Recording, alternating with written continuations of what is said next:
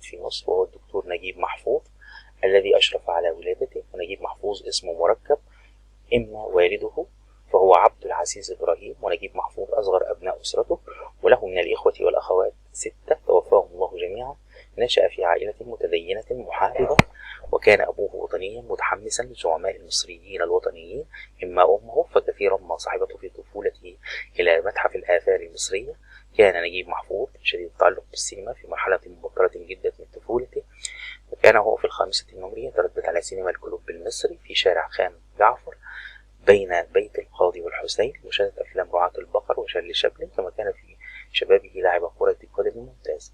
التحق نجيب محفوظ بكتاب الشيخ بحيري، ثم تلقى دروسه الأولى في مدرسة الحسينية الابتدائية، وانتقل في المرحلة الثانوية إلى مدرسة فؤاد الأول وحصل على شهادة البكالوريا. انتقلت أسرته من حي الجمالية إلى حي العباسية، حيث قضى فترتي طفولته وشبابه، بما في ذلك في المنزل رقم 9 بشارع رضوان الكفري. ولم يغادر نجيب محفوظ هذا المكان إلا بعد زواجه في الخمسينات.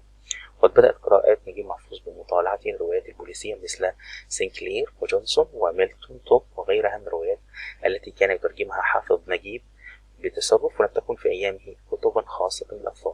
ذلك كانت هذه الروايات هي بداية قراءته في أواخر المرحلة الإعدادية وأوائل المرحلة الثانوية. وقرأ نجيب محفوظ للمنفلوطي وترجمات الأهرام، وهي روايات تاريخية في الأغلب بولكين وتشارلز كيرفيس. وقرأ فيما بعد في مرحلة اليقظة لطه حسين وسلامة موسى والمزني وهيكل، وانضم إليهم بعد فترة تيمور وتوفيق الحكيم ويحيى حقه. وقرأ أيضا البيان والتبيين للجاحظ والأمالي لعلي القالي والعقد الفريدة لابن عبد ربه، واتجه بعد ذلك قراءة الشعر وخاصة أشعار أبي العلاء المعري والمتنبي وابن الرومي. من 1925 1926 بدأ نجيب محفوظ كتابته بتأليف الشعر، وكتب في بدء الأمر الشعر موزون وإن كانت به بعض الأبيات المكسورة، وحينما وجد أن الأبيات مكسورة كثيرة أطلق الشعر وحرره من الوزن. في عام 1928 اتجه إلى كتابة القصة القصيرة، وهو طالب في مدرسة فؤاد الأول. 30 اتجه إلى كتابة المقال ونشر أولى مقالاته اختصار معتقدات وتولد معتقدات. في أكتوبر في المجلة الجديدة كان يصدرها سلامة موسى، و32 اتجه إلى الترجمة ونشر له سلامة موسى في مطبعة المجلة الجديدة أول كتاب مترجم عن مصر القديمة لجيمس بيلي. وقد نشرت له أول قصة قصيرة من مجلة السياسة في 22 يوليو، كانت بعنوان فترة الشباب. وعن هذه الفترة يقول نجيب محفوظ: كانت المقالة أسبق بالظهور من الأقصوصة والرواية، فما أكثر الأقاصيص التي رفض نشرها، وكانت أيام عذاب ومحنة تتكرر مع كل أقصوصة أو مقال يرد، على أن المقالة كان أسرع في القبول من الأقصوصة، ولذلك فقد انصرفت بعد الوقت إلى كتابة المقالات. 33 التحق نجيب بمعهد الموسيقى العربية، واختار آلة القانون، وانتظم في حضور الدروس، وتعلم النوتة الموسيقية، وحفظ عدة بشارف أثناء دراسته بالسنة الثالثة بقسم الفلسفة في كلية الآداب جامعة فؤاد جامعة القاهرة الآن. سنة 34 تخرج في جامعة القاهرة، وكان ترتيبه الثاني على الدفعة، إما عن سبب اختياره لقسم الفلسفة بالذات، فإنه يرجع إلى أن الأدباء الذين أثروا فيه وفي أواخر المرحلة الثانوية كانوا يمثلون ثورة فكرية أكثر منها أدبية. قد قدم كل من طه حسين وسلامة موسى والعقاد لهم أفكار ومناهج فكرية أكثر مما قدموا له من النماذج الأدبية، كما يغلب الطابع الفكري أيضا على الأدباء والشعراء الذين وجهوهم إلى الاهتمام بهم كأبي العلاء المعري والمتنبي. وسجل اسم نجيب محفوظ عقب تخرجه في الجامعة الحصول على درجة الماجستير في موضوع مفهوم الجمال في الفلسفة الإسلامية بإشراف الشيخ مصطفى عبد الرزاق، وظل يجمع مادة البحث مدة 2 ولم يتمكن من إتمامه، فقطع العمل وفي منتصف الرسالة إذ أحس أن كل تقدم فيه يزيد من حدة التمزق المؤلم في نفسه، وقد كان الأدب والفلسفة يصطرعان داخله. وقد عبر عن ذلك بقوله: كنت أمسك بيد كتابا في الفلسفة، وفي اليد الأخرى قصة طويلة من قصص توفيق الحكيم أو يحيى حقي أو طه حسين. وكانت المذاهب الفلسفية تقتحم ذهني في نفس اللحظة التي كان يدخل فيها أبطال القصص من الجانب الآخر، ووجدت نفسي في صراع رهيب بين الآداب والفلسفة، صراع لا يمكن أن أتصوره إلا من عاش فيه، وكان علي أن أقرر شيئا أو أجن.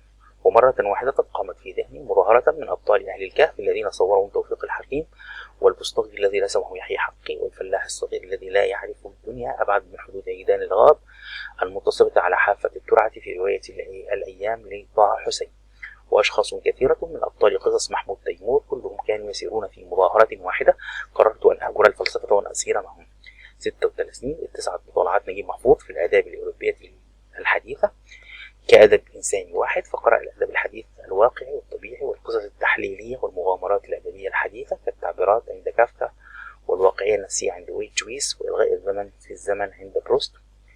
ومن الأدباء الذين قرأ لهم تشيكوف وتورجينيف وديستوفسكي وتولستوي وماكسيم جوركي، من الأدباء الروس وأنتول وإبسون وفولبير وبروست ومالور ومورياخ وسارتر، وكان من الأدباء الفرنسيين وشكسبير وويلز وجويس وألدوس هاكسلي ولورنس من الأدباء الإنجليز، وتوماس مان وجوتا وكافكا من الأدباء الألمان، ومينجوي وفروكنر ودوس وباسوس وهونيال وديناس وتيلمياز وآرثر ميرال من الأدباء الأمريكيين.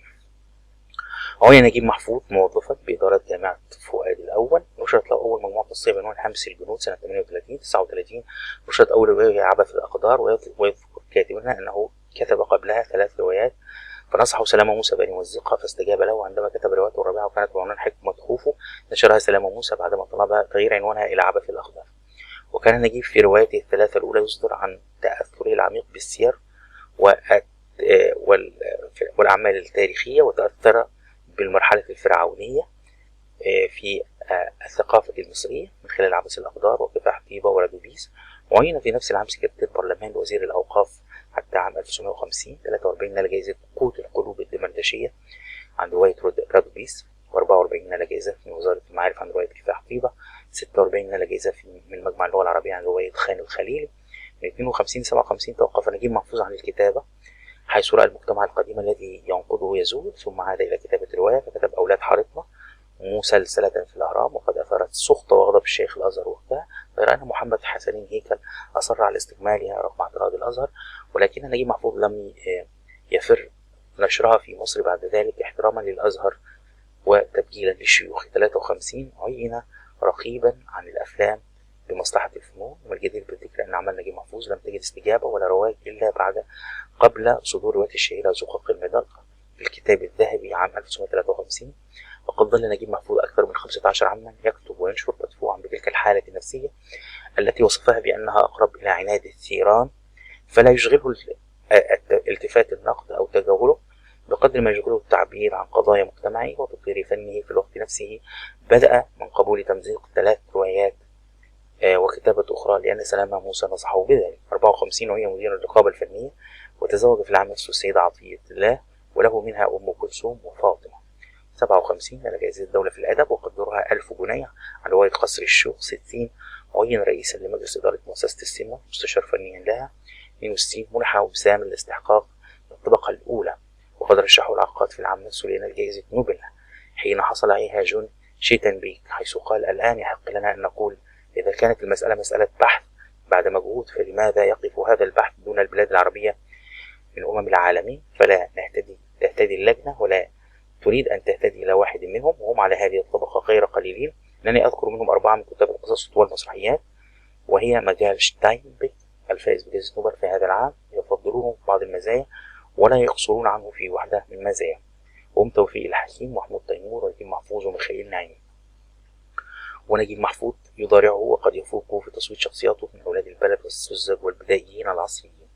63 عين رئيسا لجنة القراءة بالمؤسسة العامة للسينما والتلفزيون. 65 صدر قرار جمهوري بتعيين عضو للمجلس على رعاية الفنون والآداب. 68 عين مستشارا لوزير الثقافة دكتور ثروت عكاشة، وآخر منصب شغله في الستينات.